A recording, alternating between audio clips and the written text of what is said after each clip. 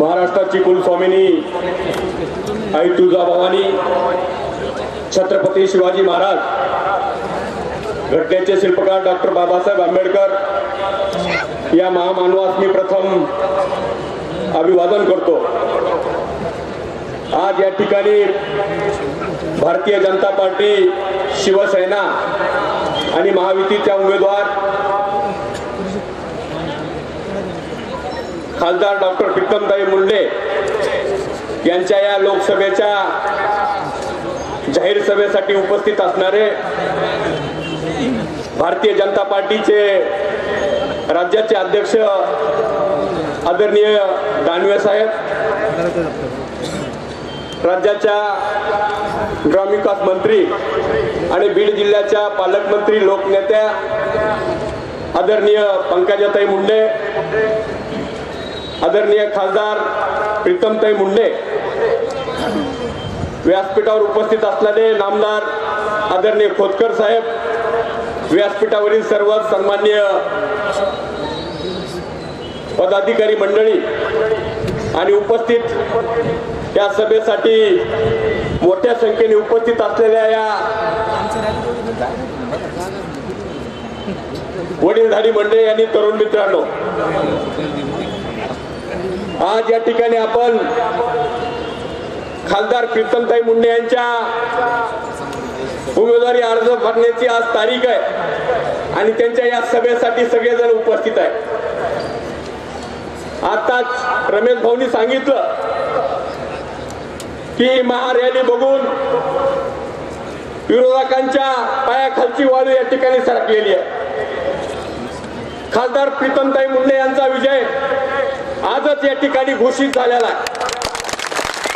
मित्रांनो, आदरणीय पंकजाताई मुंडे साहेबांच्या नेतृत्वाखाली या जिल्ह्यामध्ये अनेक विकासाची कामं या ठिकाणी मार्गी लागलेले आहेत। बीड जिल्ह्याचं स्वप्न होतं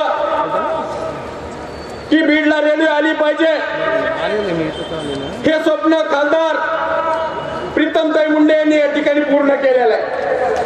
अगदी प्रगती पथावर काम सुरू आहे।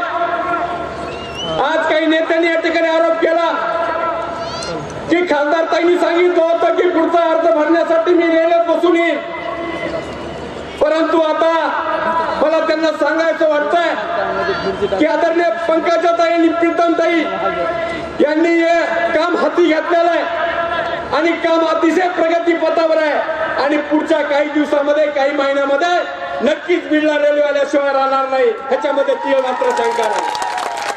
विरोधकाला फक्त आरोप करायचे आणि या ठिकाणी जातीवाद करण्याचं काम काही मंडळी या ठिकाणी करतायत।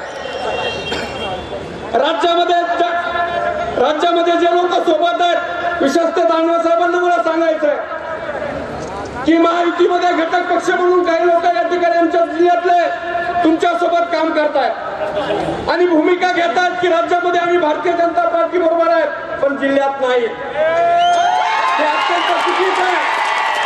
अरे तुम्ही जर जिल्ह्यात सोबत नसला तर आमच्यासारखे कार्यकर्ते आदरणीय ताईच्या पाठीशी खंबीर आहेत।